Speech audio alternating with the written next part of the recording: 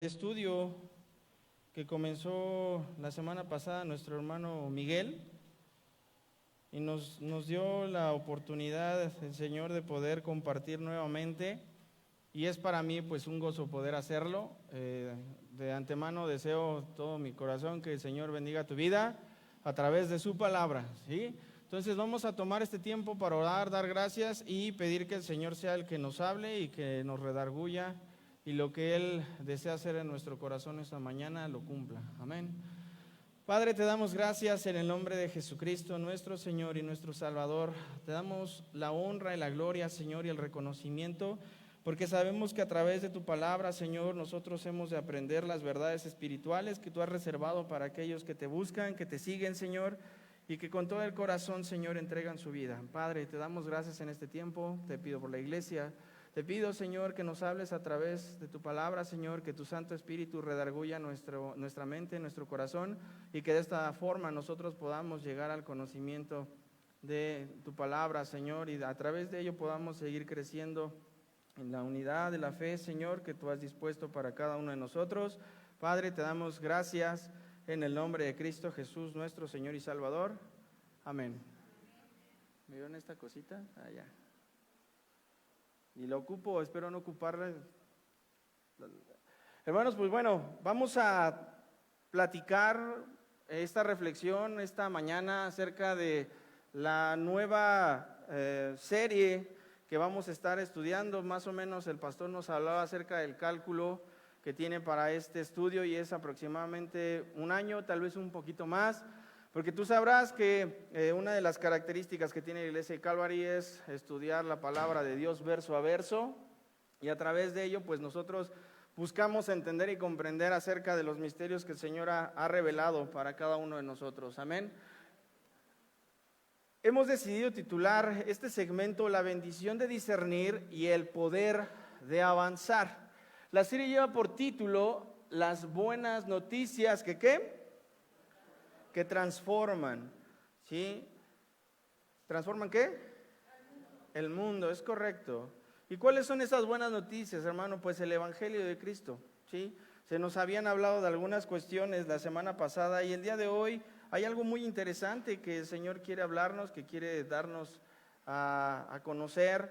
Tal vez ya lo has leído, probablemente en cantidad de ocasiones has tenido la oportunidad de abrir la Biblia en el libro de los Hechos, pero es más rico cuando tenemos la oportunidad de verso a verso alcanzar a acotar y buscar y discernir entre la misma palabra para que el Espíritu Santo nos redarguya y nos vaya haciendo crecer. Amén. Vamos a tomar esta mañana los versos del 12 al 26 del capítulo 1, ¿sí? La semana pasada, hermanos, recibimos a manera de preámbulo y con precisión las bases del ministerio apostólico, y pudimos abordar asuntos relativos con el propósito de conocer sus orígenes dentro del contenido histórico narrativo, y el gran aporte que le ha dado a la iglesia hasta nuestros días. Esta conexión, hermanos, que nos enseñan las Sagradas Escrituras a través del libro de los Hechos de los Apóstoles, le da un sentido y estructura a todo el sistema de cartas que se encuentran posteriores a este libro. En esa búsqueda de conocer los orígenes de la iglesia, ya nos platicaba nuestro hermano pastor que Lucas tuvo a bien entrevistar a diversas personas que pudieron ver a Jesucristo resucitado, y estos testimonios fueron resultado de el trabajo que Lucas hizo, y que de forma indudable, ¿sí? Sentó las bases para que la iglesia apostólica generara este precedente que ahora vemos a través de la palabra de Dios en este libro. Hermanos, tenemos a través de esto la bendición de contar con el Verbo encarnado, crucificado y resucitado. Hermanos, la resurrección es la garantía de todas las promesas de Dios. Amén. Este hecho, queridos hermanos, es la razón real de nuestra fe. ¿Cuál es el hecho? Pues la resurrección de Jesucristo. ¿sí? Porque recordarás que Pablo escribió en la primera carta a los Corintios, capítulo 15, verso 14, si Jesucristo no resucitó, vana sería nuestra fe. ¿Sí? Se burlarían de nosotros, seríamos escarnio de cualquier persona, se burlarían totalmente, ¿sí? Jesús estuvo de forma intermitente con sus discípulos después de la resurrección. De tal suerte, hermanos, que parecía como si quisiera acostumbrarlos, es decir, a los discípulos, de su ausencia física, ya que durante 40 días el Señor únicamente se les presentó o les visitó de forma esporádica y habló única y exclusivamente de temas relacionados con el reino de los cielos. Esos asuntos que si tú buscas en la Biblia no los vas a encontrar, no fueron revelados de forma textual en las Escrituras. No obstante, en los evangelios sí podemos ver acerca de estas cosas, más bien de estas promesas y de estas cuestiones que nos reveló Cristo por medio de la enseñanza del reino de los cielos. Hermanos, pero sin duda, en el momento menos esperado para los discípulos, estuvo este amigo entrañable.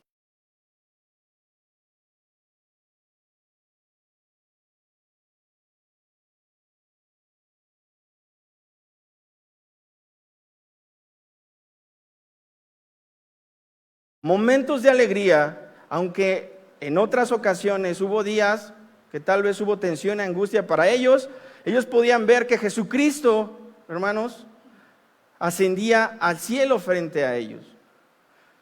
Cualquiera que haya sido, hermanos, el pensamiento de los 11, seguro fue un momento sumamente emotivo. Pregunta, hermano, ¿te imaginas estar en ese momento con ellos y ver a Jesucristo cómo se comienza a elevar y se pierde entre las nubes? Yo creo que para ellos hubo muchas cuestiones, sentimientos encontrados y sobre todo dentro de su corazón muy probablemente meditaban lo que hicieron o lo que dejaron de hacer a su lado. Tal vez algunos decían, lo abandoné en el momento en que lo crucificaron, tal vez otros dijeron, lo traicioné, o no creí en su resurrección, o simplemente lo negué. Cualquiera que haya sido, hermanos, fue un momento bastante complejo para ellos, pero sin duda esto marcó un parteaguas para que al día de hoy nosotros podamos tener la enseñanza bíblica a través del ministerio de estos hombres, ya que cualquiera que haya sido su pensamiento, el maestro simplemente se ocultó entre las nubes, hermanos. Ahora los discípulos pudieron decirse unos a otros, ¿y ahora qué? ¿Qué sigue? ¿Ahora qué haremos? ¿Habremos de estar solos? ¿Solos? ¿Todo esto para qué sirve o para qué sirvió? ¿Cómo hablaremos del reino de Dios? ¿Quién nos conducirá por el camino que debamos seguir? Hermanos, todas estas cosas pudieron haber pasado por la mente de estos hombres, pero vamos a ver lo que nos dice la palabra de Dios en los primeros dos versos contados a partir del versículo 12 y 13 del primer capítulo de los Hechos. ¿Sí se ve en la diapositiva del pasaje, hermanos?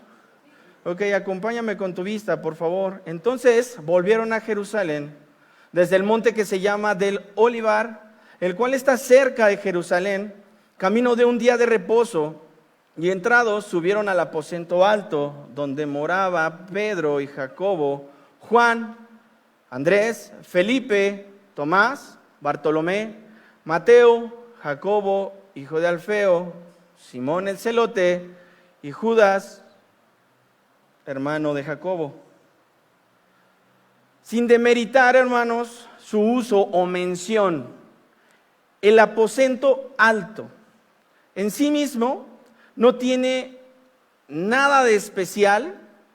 Incluso podemos buscar de forma independiente los significados de aposento y alto y podemos darnos cuenta que un aposento es un lugar donde una o varias personas se pueden alojar u hospedar, ¿sí? Eso es un aposento, ¿sí? Y la palabra alto tal vez nos está hablando de su ubicación en relación a las demás edificaciones que convergen en la zona, ¿o no? ¿Tendrá algo de especial el aposento alto? Porque incluso hay congregaciones que le ponen nombre, ¿no? el aposento alto.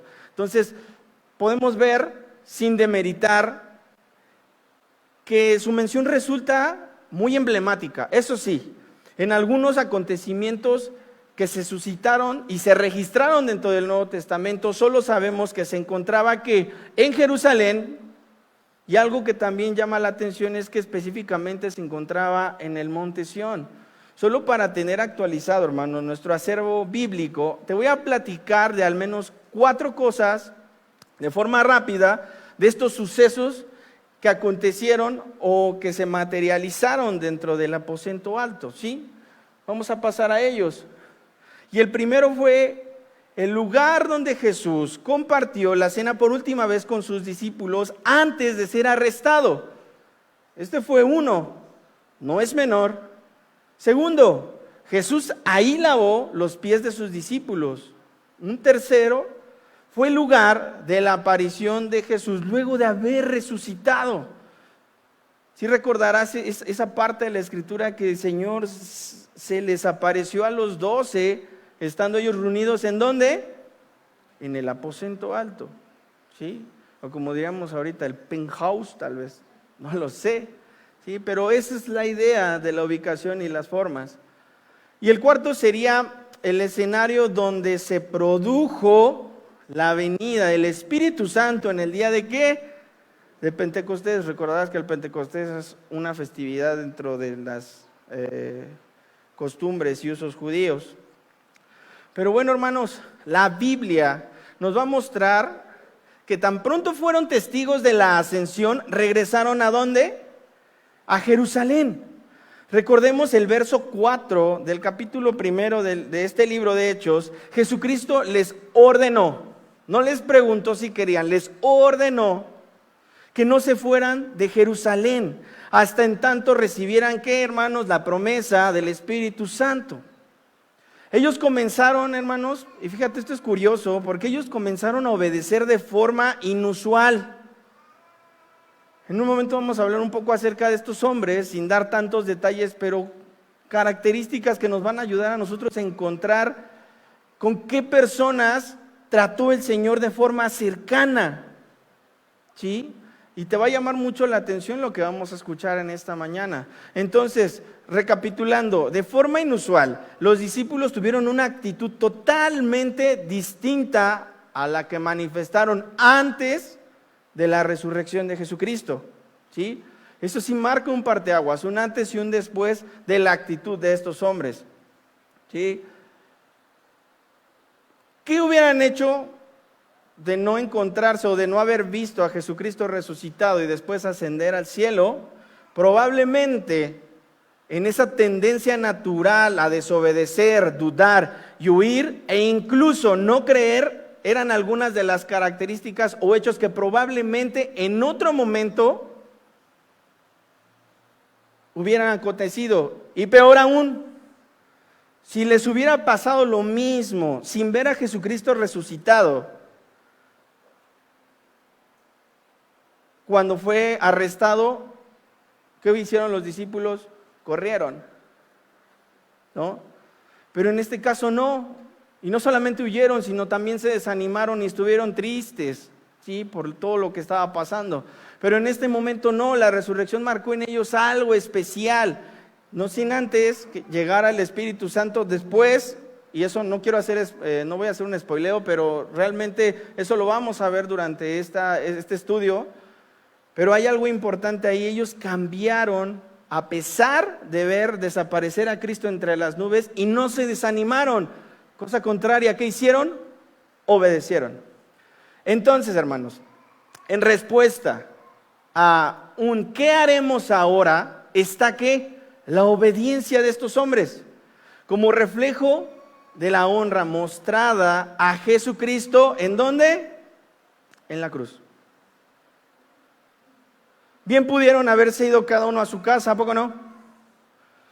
Y tratar de superar o olvidar todas las cosas que vivieron en un lapso no mayor a 3 años, tal vez, 3 años y meses, no sé, la Biblia no registra con exactitud el tiempo, pero probablemente ellos, dirán los, ¿hay aquí psicólogos, hermanos, para no meter el pie?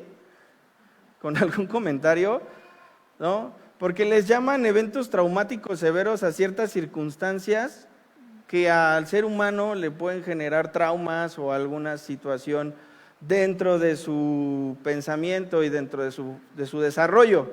Entonces, probablemente ellos pudieron presentar un evento traumático severo a ver a Jesucristo en la cruz. Y es más, peor aún, ni siquiera lo vieron y ni siquiera tenían algo como esto, como para estar ahí grabando al Señor en la cruz. Imagínate que eso es situación si hubiera pasado algo como eso, ¿no? Y aún así no lo vieron, pero se sabía que ellos, a través de lo que nos muestra aquí el libro de Hechos, que cambiaron totalmente su situación y su forma de pensar. ¿Sí? La resurrección les cambió la vida. La resurrección te cambió la vida y me cambió la vida a mí. Amén. Entonces, hermanos, ya no había razones para deshonrar la cruz, ¿o sí? ¿Con qué podrían estos hombres deshonrar la cruz? Con su desobediencia, con dudas, ya que el castigo que era para nosotros, incluyéndolos a ellos, fue sobre Jesucristo. Con la promesa de que, hermanos, de que ellos recibirían al estar ahí en Jerusalén poder ¿de dónde? De lo alto. Esa era la misión, ese era el momento importante para ellos. Vamos a continuar con nuestra lectura, amados hermanos. ¿Qué dice ahí? Todos estos perseveraban unánimes en oración y ruego. ¿Con quiénes, hermanos? Con las mujeres y con María, la madre de Jesús, y con sus hermanos. En aquellos días, Pedro se levantó en medio de los hermanos y los reunidos eran como 120 en número. Pausa. Hermano, iglesia, hermano, hermana, amigo que nos visitas por primera o segunda ocasión, no sé si recuerdas o has leído en el Evangelio de Mateo, en el verso 56, yo creo que está muy acotado y a lo mejor no te acuerdas del versículo, pero mira, dentro del versículo 56 del capítulo 26 del Evangelio de Mateo, donde claramente se muestra la actitud que estas personas tomaron ante el temor de ver cómo Jesús fue arrestado. A pesar de que Pedro tomó la espada y le cortó la oreja, ¿a quién?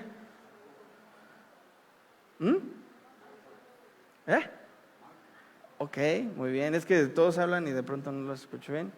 Es correcto, un centurión de la guardia de los fariseos, al ver esta situación, hermanos, tú sabes, palabras más, palabras menos. Voy a citar este segmento del versículo. Entonces todos los discípulos, dejándole, huyeron.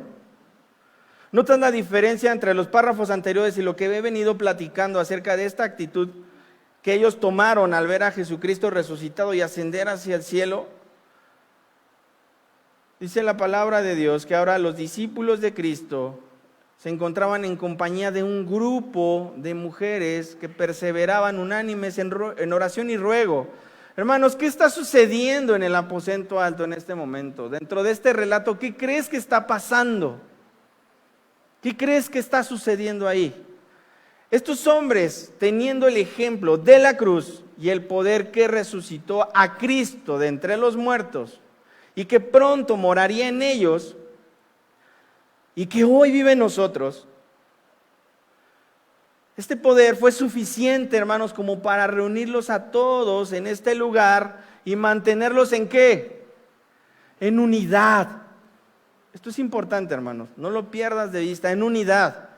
¿Sí? Fuera de esto, sin ese poder, sin esa intervención de parte del Señor, esto no habría sido normal, eso no habría sido posible, porque ya he venido platicando en este pequeño segmento de lo que pudieron haber hecho ellos con tal de evitar situaciones. ¿A ti te gusta enfrentar situaciones difíciles o de estrés? ¿Por qué no? ¿Te casaste, no? La hermana, ay, pues sí. Claro, te tiene que gustar, ¿sí? O sea, si no duele, no sabe. ¿Sí o no, hermanos? Ustedes tienen las parejas o los matrimonios que están casados y tienen muchos más años de experiencia en esto, lo saben. ¿Duele o no duele? Sí, tal vez ellos pudieran haber dicho, pues últimamente, pues el Señor ya se fue, ya me voy a mi casa, no tengo nada que perder. Ya vi que lo crucificaron, murió, resucitó, pero de pronto ya se volvió a ir.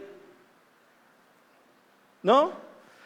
Ellos aceptaron el reto, ¿sí? Ellos entendieron, bajo lo que vieron sus ojos, es una característica importante que ahorita vamos a abordar, cómo fue que ellos cambian totalmente esto. Hermano, ¿qué te ha cambiado al día de hoy el que tú puedas estar aquí? ¿Un problema? Probablemente. Tú sabes que los problemas y las necesidades mueven muchas cosas, ¿sí? Pero para los que hemos abrazado el Evangelio y hemos creído en Jesucristo, ese Jesucristo resucitado, al que no vemos, pero que le amamos, porque Él nos ha amado primero, a ese Jesucristo resucitado es al que predicamos y al que queremos venir a ver. Y aunque no lo ves aquí, no tienes problema en ello, porque ¿qué crees? Mora en tu corazón. Amén. ¿Sí? De verdad, hermano, esto es lo importante y para ellos fue algo importante lo que vieron. Haciendo un pequeño paréntesis, hermanos, de verdad va a ser pequeño. De los 120 y los cálculos que nos muestra aquí Lucas con sus referencias, 11 varones fueron llamados Galileos por 2 ángeles al momento de la ascensión, ¿sí o no? Lo leímos la semana pasada, ¿sí? ¿Cómo les llamaron? Varones Galileos. Y los identificados con este gentilicio, hermanos, nos muestran un interesante arraigo entre ellos y lo que los caracterizaba entre los demás era esto. Ellos, siendo judíos, dedicaban la mayor parte de sus vidas a 2 cuestiones, a la agricultura y a la pesca. ¿Sabías eso? ¿No? Sí, hay referencias, sí, los evangelios nos muestran que sí. ¿De dónde llamó Jesús a Pedro, no? O sea, ¿qué le dijo? No es cierto, hermanos. Estás inventando, no te escucho bien, todos hablan y no... Tú sabes lo que le dijo, ¿no? Para llamarle y decir, sígueme, te voy a hacer, ¿qué? Pescador de hombres, ¿sí? Aquí está manifestado este tema cultural. Ellos estaban acostumbrados a vivir en pequeñas comunidades o aldeas, ¿sí? Eran grupos minoritarios y entre el resto de pobladores judíos eran considerados como personas, pon atención, los galileos eran considerados como personas rústicas y rebeldes. ¿Cómo ves? ¿Sí o no? ¿Sí? Fíjate bien, todavía no cierro el paréntesis. Por tanto, ellos carecían de una formación técnica, ¿sí? Hablamos de estudios, ¿sí? O de cualquier otra de sus formas. Esta era una de sus características dentro de esas comunidades. Otras cuestiones que les distinguían eran las diversas prácticas, usos y costumbres religiosas, que si bien ellos atendían a las festividades y a los calendarios que les marcaban este calendario lunisolar de los judíos, pues ellos tenían muy arraigados ciertos usos y costumbres.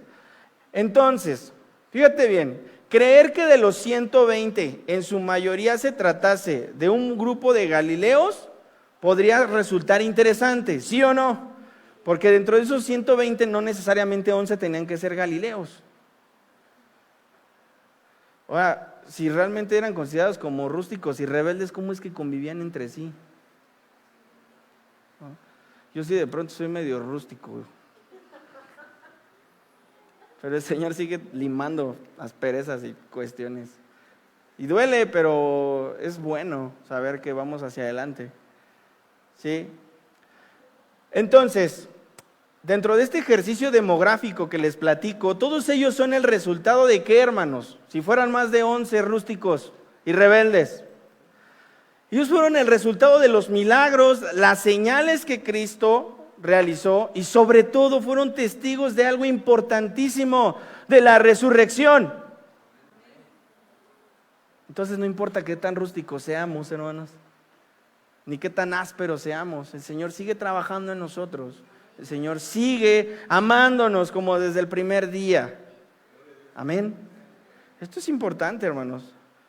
Ya casi cierro mi paréntesis. Eventualmente, hermanos, no estamos lejos de esa posibilidad. Ya que con excepción de estos discípulos o de estos 11 personas, 11 varones, que aprendieron durante 3 años del maestro, el resto desconocían absolutamente cualquier forma doctrinal o cualquier cuestión relacionada con el reino de los cielos. Porque si tú revisas los evangelios, el grupo era muy reducido. Sí, eran 12 y de esos 12 había otro grupo chiquitito que estaba muy cercano a Cristo.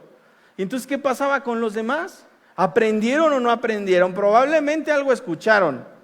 Probablemente se parecen a algunos de nosotros que nada más medio escuchamos, pero no entendemos lo que habla el que se para aquí. ¿Sí? A lo mejor porque somos muy malos para explicar, a lo mejor porque no estamos poniendo atención, no lo sé, pueden ser diversas cuestiones. ¿Sí? Pero podemos caer en esa situación, pero aún así, estas 120 personas estaban ahí. ¿Estaban qué? Unánimes. Era lo importante. Y sigo con mi paréntesis. Entonces, fíjate bien, allí estaban Juan, Jacobo y Pedro. ¿Estos eran qué? Pescadores. ¿Sí? Gente sencilla. Te voy a dar un ejemplo de lo tan rústico que eran estas personas. Juan y Jacobo, ¿te acuerdas de ellos? ¿Eran qué? Hermanos, ¿sí? ¿Cómo los conocían o cómo los rebautizó el Señor? Los hijos del trueno. Voy a decir, ay, ¿eran hijos de toro? ¿Cómo? No. ¿Verdad que no? No, nada que ver. ¿Por qué? Porque eran llamados hijos del trueno. Si estos no eran sobrenombres o no eran características de hombres que fueran llamados de esta manera por tener un valor intrínseco en su persona, no. Fíjate bien, ellos estando en Samaria junto con Jesús, en una ocasión fueron rechazados por algunas circunstancias, si has leído ese pasaje. ¿Cuál fue su reacción? Incluso hay un capítulo que dice, Jesús reprende a Juan y a Jacobo. Sí existe así tal cual, está en Lucas. ¿Sí?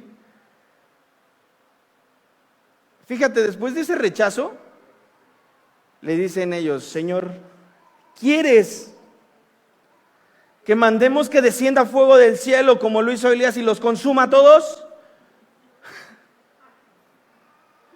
¿Qué onda? Está bien, está risible el asunto, ¿no? ¿Qué tal ese momento tan curioso?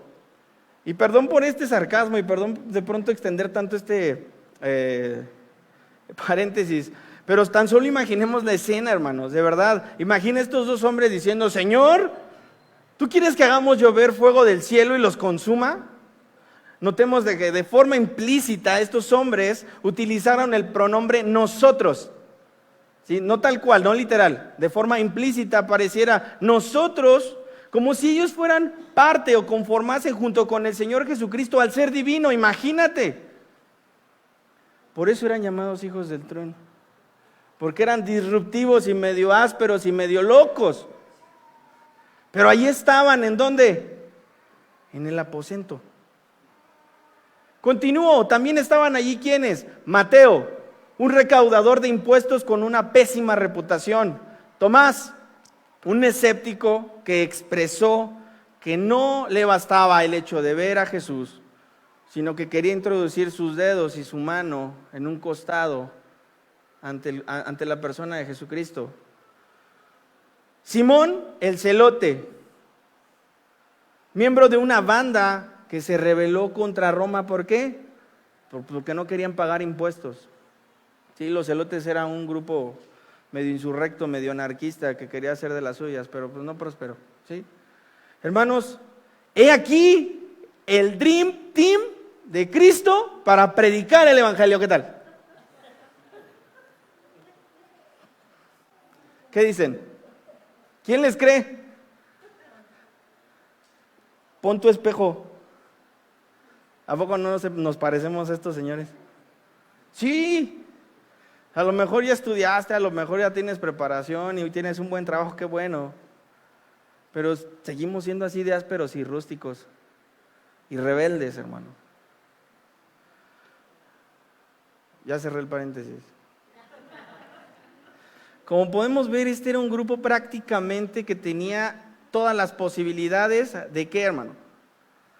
De fracasar rotundamente cualquier intento por predicar el evangelio. De forma paradójica, el que más prometía de esto, si no te nombré, ¿quién crees que era? Judas. ¿En serio? Este era el que más prometía dentro de estas cuestiones que estamos platicando. Él era astuto, ¿sí? Él regularmente se anteponía y buscaba la forma de que ciertas cosas sucedieran. Era el que manejaba los dineros. ¿Cómo? Ya sabemos. Pero los manejaba. ¿Sí? Entonces era una persona que tal vez prometía un poco más del resto. Pero ¿qué crees que pasó con Judas? Ya, se fue. Bye. Entonces estos hombres, hermanos, que no tenían educación, estos hombres que no tenían ninguna conexión política, estos hombres que no tenían dinero, ni fama, ni las cosas que este mundo valora, estaba allí en el aposento alto, ¿sí? Estos hombres estaban reunidos ahí con algo especial y aquí tengo marcadas estas 3 palabras que seguro en más de una ocasión has escuchado, has leído y te las han predicado. Sí, pero es importante. La oración perseverante, de una forma unánime o en unanimidad, concedió a los discípulos conocer cosas extraordinarias. Y no porque sus oraciones fueran teológicamente correctas, no por el desarrollo de diálogos positivistas o humanistas que buscaran en la conciencia del Señor llamar su atención. No, hermanos. Ya vimos qué tipo de personas se describen en la Biblia, ¿sí? Ellos conocían al Dios extraordinario. El Señor obraba a su favor, hermanos. Aún en nuestra indignidad, ahora vamos nosotros, aún así Cristo nos guía, Cristo nos lleva y nos generó ese vínculo para con el Padre a través de Cristo Jesús. Sí, somos muy parecidos a estos hombres. Hermanos, por tanto, la iglesia contemporánea debe saber que sin la oración perseverante, en unanimidad, solo será semejante a ¿qué, hermanos? Un club social que no tiene vida y que no tiene poder. En eso se está convirtiendo la iglesia en pleno siglo XXI. Desafortunadamente sí, hermano. En un club donde si le caes bien al líder ya la hiciste.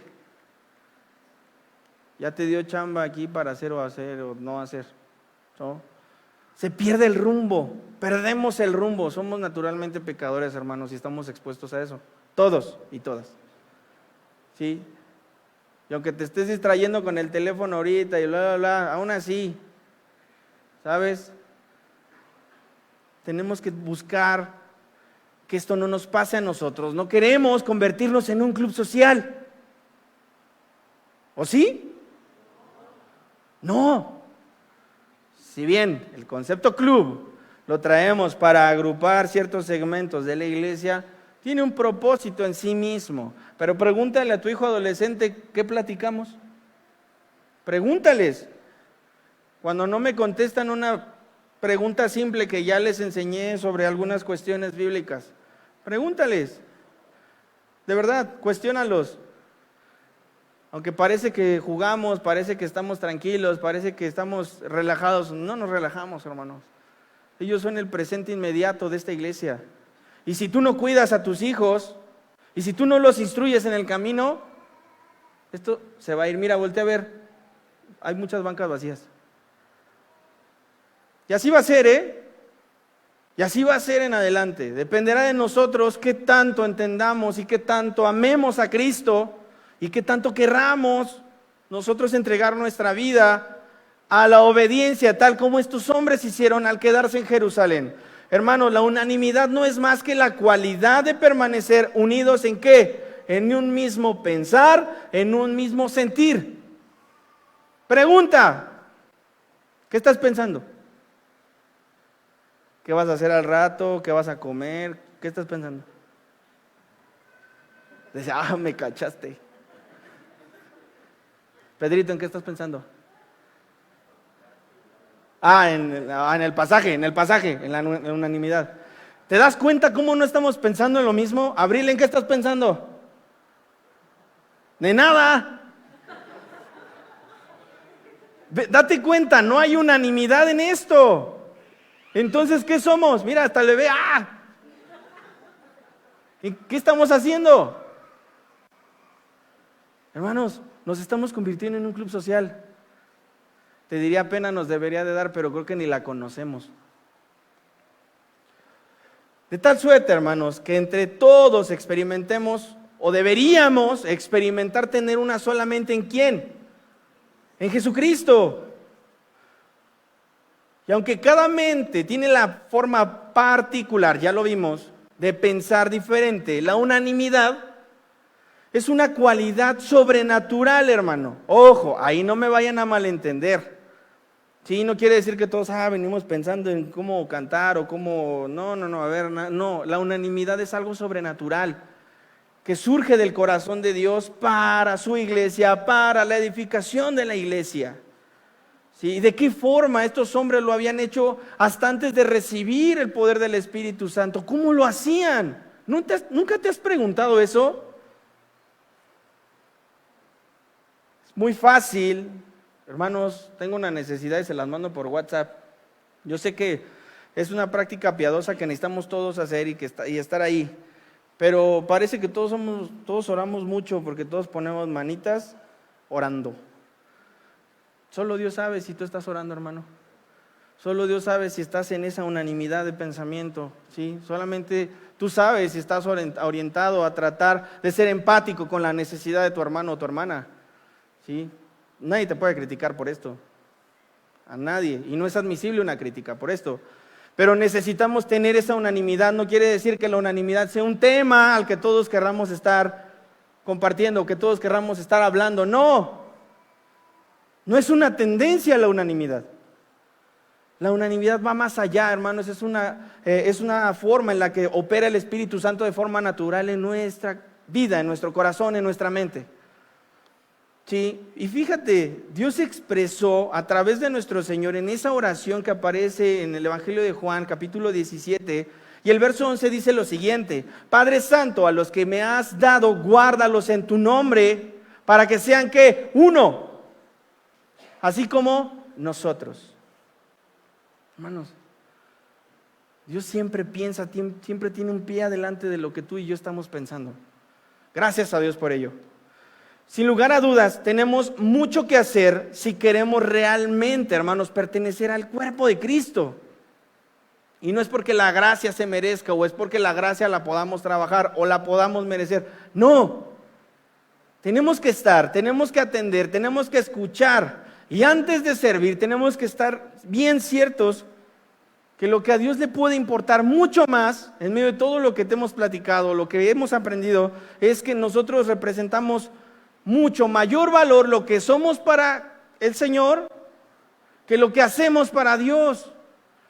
Tú sabes lo que habla la Escritura en Isaías acerca de las mejores obras. Son consideradas como ¿qué? Como trapos inmundos, hermano, de verdad. Lo que ya hicimos, qué bueno. Ya, pasó. Dice la Escritura que vas a ser recompensado en algún momento y gloria a Dios por ello. Tu esfuerzo va a ser recompensado, pero ese no es el punto.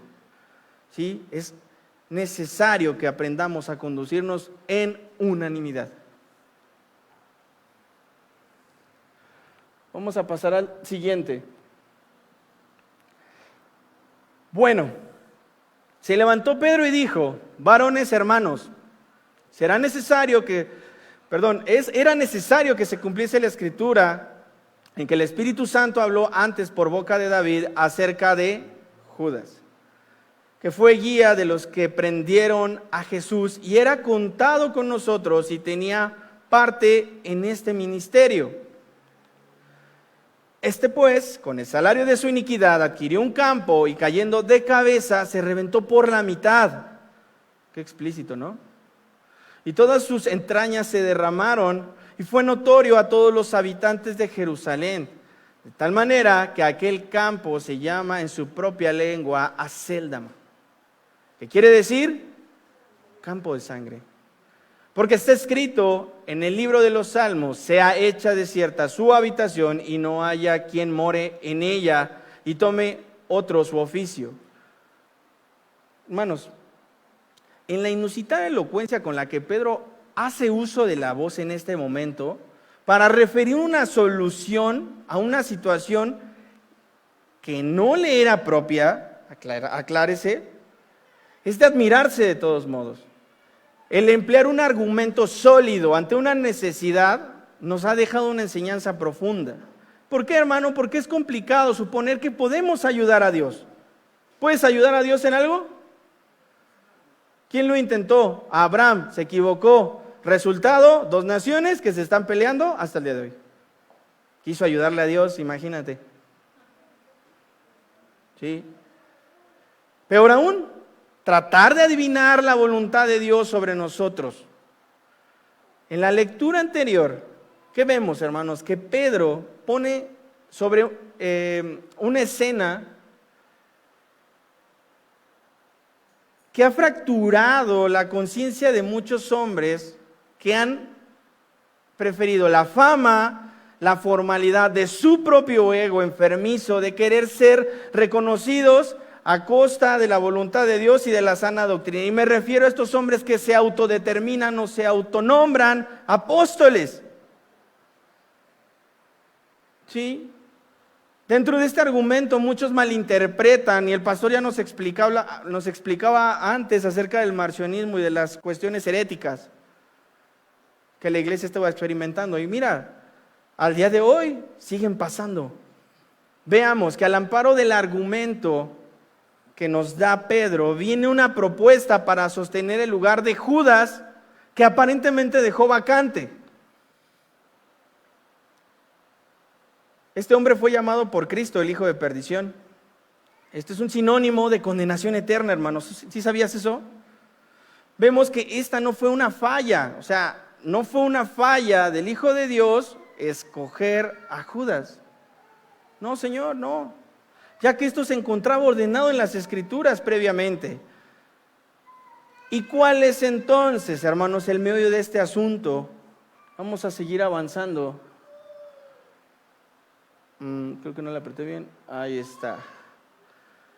Versículo 21 en adelante. Es necesario, pues, que de estos hombres que han estado junto con nosotros, todo el tiempo que el Señor Jesús entraba y salía de entre nosotros, comenzando desde el bautismo de Juan hasta el día en que entre nosotros fue recibido arriba, uno se ha hecho testigo con nosotros, ¿de qué? De su resurrección, hermanos. Y señalaron a 2, a José, llamado Barsabás, que tenía por sobrenombre Justo, y a Matías, y orando dijeron: tú, Señor, que conoces los corazones de todos, muestra cuáles de estos 2 has escogido. Ok. ¿Para qué, hermanos? Para que tome la parte de este ministerio y apostolado de que cayó Judas por transgresión, para irse a su propio lugar, y les echaron suertes, y la suerte cayó ¿sobre quién? Sobre Matías, y fue contado con los 11 apóstoles. Hermanos, pues la lectura ya la terminamos, pero imagínate que al día de hoy el llamado de parte de Cristo, aquellos que abrazan el ministerio pastoral o aquellos que son diáconos y no saben que son diáconos, fuera elegido a través de un volado, ¿qué dirías? Absurdo, ¿no? Pues así de absurda es la forma en la que los supuestos apóstoles se nombran a sí mismos apóstoles. De la misma manera, el fuerte arraigo, hermanos, que los 12 tuvieron, 11, porque ya quitamos a Judas, durante el ministerio de Cristo hizo notoria que, hermanos, la necesidad de sustituir a Judas. Hemos podido leer con mucha claridad que el argumento de Pedro era sólido. ¿Por qué, hermanos? Pues era necesario suponer que la elección de esta persona o la elección de Matías sería una solución aparente o de un aparente conflicto, pero en cuanto a la asamblea que se encontraba en el aposento alto, es decir, esas 120 personas menos 11, ¿estarían plenamente ellos conscientes de lo que Pedro propuso? ¿Te has preguntado eso? ¿Había plenitud y había conciencia? Tal vez, porque hacía falta uno. De acuerdo al argumento de Pedro, es un muy buen argumento. ¿Por qué? Porque citó la Escritura. Y si tú vas al libro de los Salmos, vas a encontrar al menos 2 referencias relativas a esto. ¿Realmente Matías fue electo por Cristo para sustituir a Judas? ¿Era acaso el método apropiado para conocer la voluntad de Dios en ese tiempo? Sí. ¿Recordarás el Umim y el Purim? ¿Sí? ¿Te acuerdas qué son esas dos? Bueno, acá hacen referencia a esas 2 palabras. Unas piedrecitas, ¿sí? Que francamente nunca he visto en mi vida, pero buscaban a través de ellas encontrar una respuesta positiva o negativa relativa a una petición. Y eso fue lo que hicieron. Yo te puedo decir al día de hoy, ¿esto fue correcto? No lo sé. No lo sé. Dirías a mí, no lo sé. No sé. Pero por alguna situación funcionaba en el pueblo. Por algunas circunstancias ajenas a nuestro contexto actual funcionaban. ¿Sí? Probablemente por el conocimiento bíblico que al día de hoy tienes, querido hermano o hermana, podrás deducir que no. Y que el 12º hombre era ¿quién? Pablo o Saulo. Entonces, si tu respuesta inmediata fuera esta, yo en este momento tendría que bajarme del púlpito y cerrar el tema. Y decir, bueno, ¿y entonces qué me vienes a decir? Pues bueno, en Hechos, hermanos, la palabra apóstol se usa algunas veces ¿para qué? Para referir a otras personas que no eran originalmente del grupo de los 12. Es decir, que tú te podías encontrar o puedes encontrar en la Escritura estas referencias hacia otras personas que no necesariamente hacían este grupo. ¿Y cómo era posible eso? Uno de ellos, Matías. ¿Sí? ¿Qué referencia tenemos? Pues Hechos 1:15. Pablo es llamado a ser apóstol entre los gentiles y él constantemente lo dice y lo cita. Si tú vas al capítulo 9 de los Hechos, te vas a dar cuenta que Lucas es muy preciso al explicar cómo es que Pablo recibe en ese momento un llamado legítimo por parte de Cristo para abrazar el apostolado. Es inerrante, o sea, no hay duda. Si vas a decir, oye, pero es que no lo vio resucitar. No, pero ¿qué crees? Lo vio glorificado. Bueno, lo escuchó glorificado y le dio instrucciones precisas de lo que tenía que hacer. Y a partir de ahí, todo cambió. Gracias a esto, hoy contamos con cartas que nos permiten entender la doctrina y la teología que al día de hoy la iglesia ha abrazado, incluso esta práctica apostólica bajo la cual la Escritura fue escrita en el Nuevo Testamento. Hoy, gracias a todo lo que ellos pudieron haber materializado, hoy contamos con estos beneficios, hermano. Tú puedes ir a Romanos, si quieres ir a ver un poco acerca del pecado, puedes ir a Gálatas, a Colosenses, a cualquiera de estas cartas y consultar, ya no te cuesta trabajo, ¿o sí? Incluso toma tu teléfono y busca algún pasaje y rápido lo vas a encontrar. Pero en ese momento no era así. ¿Qué otra persona era considerada como apóstol o era nombrado como apóstol y no pertenecía a este grupo? Un hombre llamado Jacobo. ¿Te acuerdas de Jacobo? El medio hermano de Jesús. También es llamado apóstol, Gálatas 1:19. Ahí está la referencia. Y otro, Bernabé. Bernabé también es considerado o es nombrado como apóstol dentro de estos comentarios que hacemos en Hechos 14:14, lo puedes encontrar.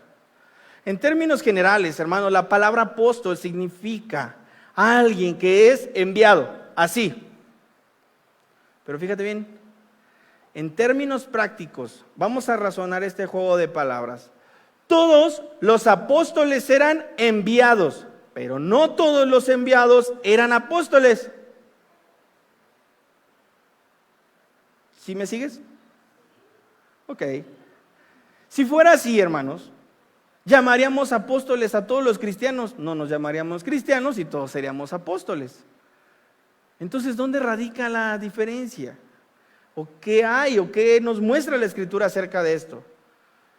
A la luz y la inerrancia bíblica, cualquier persona que cree conocer a Dios y discernir su voluntad, ¿debería llamarse apóstol? Claro que no. Hermanas, hermanos, iglesia, amigos que nos visitan, ¿sabemos al día de hoy qué personas son llamadas apóstoles de forma legítima? ¿Sí sabes? ¿Puedes identificar en nuestros días a un llamamiento apostólico? O te hago una pregunta o reformulo. ¿Sabes por qué después de la ascensión fueron llamados apóstoles estos hombres? Esto es importante, hermano. Es muy importante. Es una doctrina muy importante para la iglesia. Por las evidencias exegéticas que la Biblia nos enseña, no cualquier persona podía ser un apóstol. Había una forma de requisitos para ello. Los voy a colocar aquí, mira, ahí vamos a encontrar al menos 6. ¿Estamos? Uno de ellos era que era necesario ser testigo del Cristo resucitado, Hechos 1:22. ¿Sí? Otro era la operación de señales, prodigios y milagros, Segunda de Corintios 12:12. Otro importante era tener un rol específico en la fundación, voy a reformular mi argumento, tener un rol específico fundacional en los primeros años de la iglesia. ¿Qué fue lo que hizo Pablo? Él no dijo voy a ir a Roma y voy a levantar una misión. Él dijo voy a ir y voy a predicar el evangelio. Y de ahí el Señor levantó una iglesia y así hizo por toda esta zona. ¿Estás de acuerdo o no? Y también lo hicieron los apóstoles, lo hicieron todos ellos. Otro segmento es haber estado junto a Jesús desde su bautismo con Juan. Ese es otro importante, muy importante. Hechos 1:22. Ser testigo de su ascensión, ya lo vimos, Hechos 1:14. Y el más importante de todos, ser escogidos, ¿por quién? Por Cristo de forma directa y no autonombrándose apóstol. ¿Te das cuenta? No quiero que esto suene como un checklist de lo que tenemos que estar viendo en la gente para ver si son apóstoles o no. Si tú me preguntas, hermano, entonces, a resumidas cuentas, al día de hoy, ¿existen los apóstoles? No. No. ¿Se quieren sentir apóstoles? No tienen ni idea. Ni idea. Entonces, hermanos, resulta de suma importancia para la iglesia saber que hoy en día el oficio apostólico quedó inmortalizado ¿en dónde?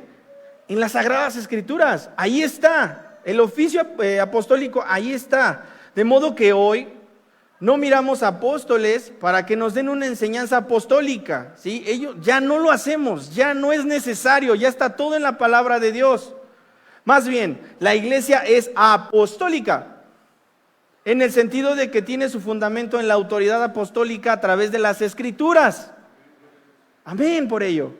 Se escucha medio enredado, hermano, pero tiene un propósito, ¿sí? Este manejo de palabras tiene un propósito en sí mismo. Porque ninguno de los llamados patriarcas de la iglesia, ¿sí has escuchado hablar acerca de la patrística? Y ya estoy terminando, hermanos, no creas que me voy a seguir y seguir y seguir. Es más, voy a tomar un poco de agua porque ya se me secó la boca. ¿Se ha escuchado hablar acerca de la patrística? ¿No? ¿De este lado sí o no? ¿No? ¿No? ¿Cómo? ¿De este lado? ¿Patrística? ¿No? Bueno, la patrística es una ramita de la teología que nos ayuda a identificar a aquellos hombres después del tiempo apostólico que siguieron con el trabajo de la predicación del evangelio. Y fíjate bien, hombres como Agustín de Hipona, Atanasio, Clemente de Alejandría, Gregorio de Niza, eran considerados patriarcas de la iglesia, ¿sí? Pero aún ellos, siendo lo que fueron, dando los aportes que hicieron, ninguno se nombró apóstol, ninguno. Fíjate bien. Ni los reformadores como Martín Lutero, Juan Calvino, Ulrico Zwinglio, está curioso el nombre, ¿no? John Knox, John Wesley o Charles Spurgeon, dentro de los reformadores, se autodenominaron o se nombraron a sí mismos apóstoles. Imagínate, con qué ligereza abre alguien la escritura y dice, yo soy apóstol. Es que Dios me dijo, Dios me habló. Ajá, ¿cómo no? La escritura es clara, hermanos. Hay un teólogo de nombre Thomas Schneider. Es un decano asociado a la Facultad de Teología y profesor de James Buchanan Harrison en interpretación del Nuevo Testamento y de teología bíblica. O sea, es un cuate que estudió bastante o ha estudiado bastante sobre esto. Comenta sobre si hoy el oficio original del apostolado está vigente. Mira.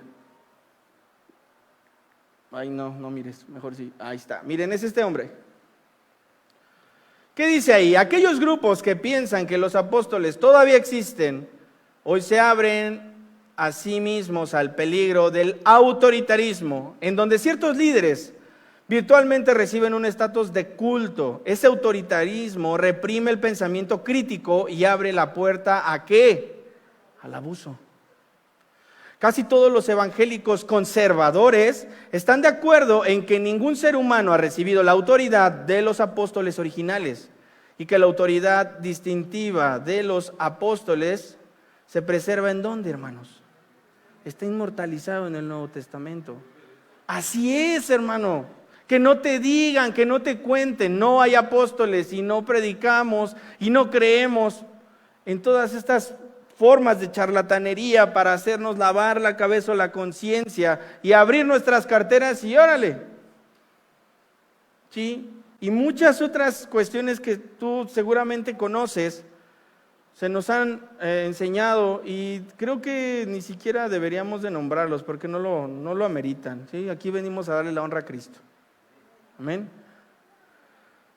Quiero concluir con esto, hermanos. Colosenses 2:8, no permitan que nadie los atrape con filosofías huecas y disparates elocuentes, que hacen del pensamiento humano y de los poderes espirituales de este mundo y no de Cristo. Hermanos, no dejas que nadie te atrape. El Señor te hizo perfecto, te dio la oportunidad de razonar la Escritura. Él no quiere que creas en Él de forma ciega. Él quiere que creas en Él de forma consciente, que tu fe esté fundamentada y razonada a través de la Escritura, no a través de lo que yo te pueda decir, es que mira, a mí me ha ido. No, eso no cuenta, ¿sí? A lo mejor un testimonio te puede servir de edificación, sí, pero lo que realmente va a edificar tu vida y te va a enseñar a amar a Cristo es que la palabra de Dios. Y ante su inerrancia, debemos entender esto, que al día de hoy este oficio original no mora entre nosotros en la actualidad. Si acaso podemos entender que el Señor instituyó dentro de este orden de ministerios evangelistas, que todavía pueden ser considerados como parte de parte del cuerpo de Cristo en la actualidad, maestros que enseñen la palabra de Dios, pastores y diáconos, aunque el diaconado no está de forma directa en este argumento que da Pablo, pero los diáconos existen, ¿sí? No sabemos si tú por ahí tengas ese llamado y no quieras hacer las cosas. Y un diácono no es una persona que mueve sillas, ¿eh? Todos somos potencialmente diáconos porque todos servimos Todos agarramos una escoba, todos cargamos, todos subimos, todos hacemos cosas, ¿sí o no? Gracias a Dios por ello, ¿sí? Habrá quienes tengan un llamado diverso al pastorado o a enseñar o a lo que el Señor determine, pero date cuenta, el apostolado al día de hoy ya no opera. ¿Alguna duda, hermanos? Les voy a preguntar. A ver qué dije hace rato. Vamos a terminar, hermanos. Seamos extremadamente cuidadosos. Aprendamos a discernir. Es importante. ¿Qué? A través de las Escrituras. La Escritura también nos enseña a examinarlo todo, retener lo bueno. Cuando escuchemos nombrar a una persona autodenominarse apóstol, vamos a querer huir en ese momento. Huye, no lo escuches. Porque la vida espiritual de aquellas personas está torcida, muy torcida. Personas cuyo nombre ni siquiera quiero mencionar y no los voy a citar, están en severo peligro, no solamente ellos, sino son una muy mala influencia para quienes los escuchan. Así que, hermano, deja de creer que escuchar cuestiones de este tipo en YouTube te va a edificar. No te va a edificar. No todo te edifica. No. Si tú dices, ay no, pues no voy a la congre, voy a ver pues voy a ver al señor Armando Alducin. Mis reservas, pues él es un teólogo que ha dado buenos aportes, ¿no? O alguna predicación de John MacArthur. Hermanos, no sabemos. ¿O cómo vas a saber que lo que está diciendo es correcto? Si no has discernido a través de la Escritura el conocimiento que te está proveyendo. Deja de escuchar eso. Lee tu Biblia. Ora. Busca la unanimidad que el Señor mostró a través de la iglesia del primer siglo. Esto es lo que Dios nos está queriendo decir el día de hoy. ¿Sí? Está tan arraigada esta mala costumbre, hermanos, que necesitamos sí o sí apartarnos de esto. Tenga Dios misericordia de su pueblo y nos ayude a ser fieles representantes de Cristo aquí. Y tengamos, hermanos, la firmeza inerrante de las Escrituras en nuestros corazones. Vamos a orar. Padre, te damos gracias en el nombre de Jesús por este tiempo que nos concedes para aprender tu palabra, Señor.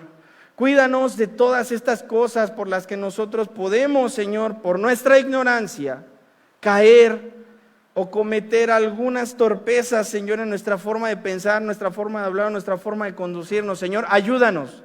Es necesario, Señor, que toques el corazón de tu iglesia, que ministres de una forma importante para que de esta forma, al día de hoy, Señor, sepamos que el oficio original del apostolado ya no existe, Señor.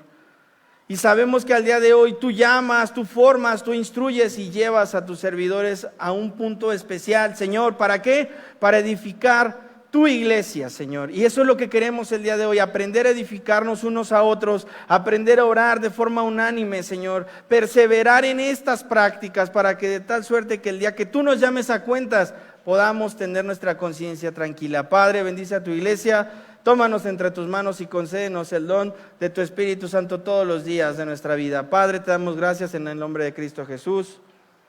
Amén. Dios les bendiga, hermanos.